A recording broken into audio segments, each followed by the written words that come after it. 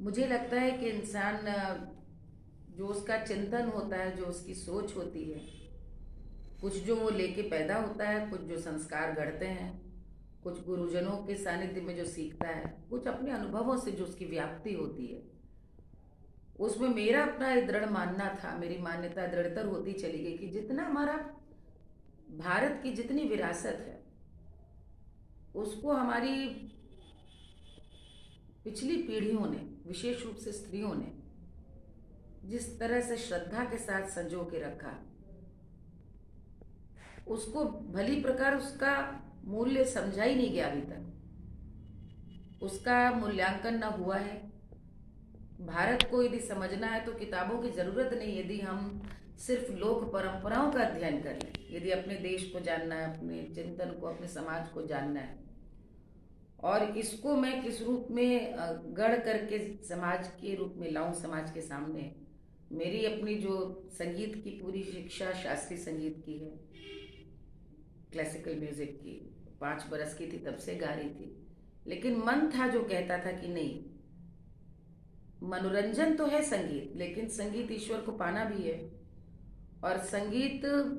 आ, या कोई भी आपका जीवन का लक्ष्य किसी उद्देश्य को लेकर नहीं है तो कर्म सधता नहीं। कोई भी कर्म नहीं सधेगा यदि उसमें कोई लक्ष्य नहीं है।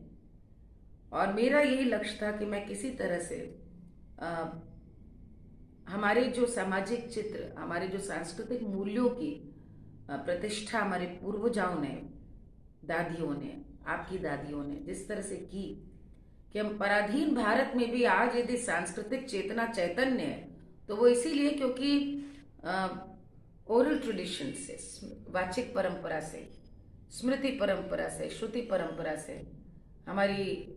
आपकी घर की स्त्रियों ने, दादियों ने, पुरखिनों ने उसको लोक कथाओं के रूप में, लोक गीतों के रूप में, लोक चित्रों के रूप में, लोक अनुष्ठानों के रूप में उसको बचा के रखा। मैंने अपने गीतों में उसको ढाला, पुराने गीतों को मैं मंच पे लेकर आई। और ये काम में चुनौतियां तो बहुत आती हैं, क्योंकि पहले तो सबको इसकी ना गंभीरता समझ में आती थी, और ज़माना करवट बदल रहा था, लोगों को फास्ट म्यूजिक, चलन, ग्लैमर, स्टेज वैसा चाहिए था। और मैंने फिर एक सोचा कि आज के समय में पुरानी बात कहनी है तो कहने का तरीका ऐसा ज़रूर हो कि 18 साल का बच्चा भी बात को समझे, क्योंकि नया रक्त यदि नहीं जुड़ेगा तो परंपरा बचेगी कैसे। और परिवार हो, चाहे आपके मित्र हों, चाहे आपके आलोचक हों, या श्रोताओं का बहुत बड़ा वर्ग, धीरे धीरे सब आपके, यदि बहुत दृढ़ता हो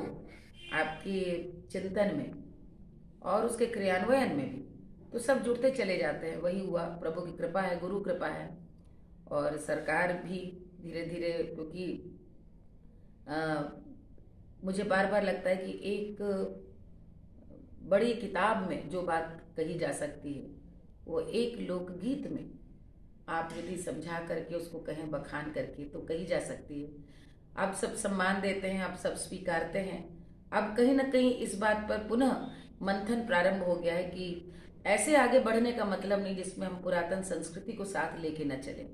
भारत को नहीं जानेंगे तो बाहर नहीं जानने की ज़रूरत है, विदेशियों से नहीं, अपने घर में, अपने परिवार के पीढ़ियों में, अपने बुजुर्गों के पास बैठ करके देखिए, पूरा भारत समझ में आ जाएगा। अपने गीतों से यही करने का प्रयास कर रही हूँ और सबका सहयोग मिलता है, कृपा है गुरु की।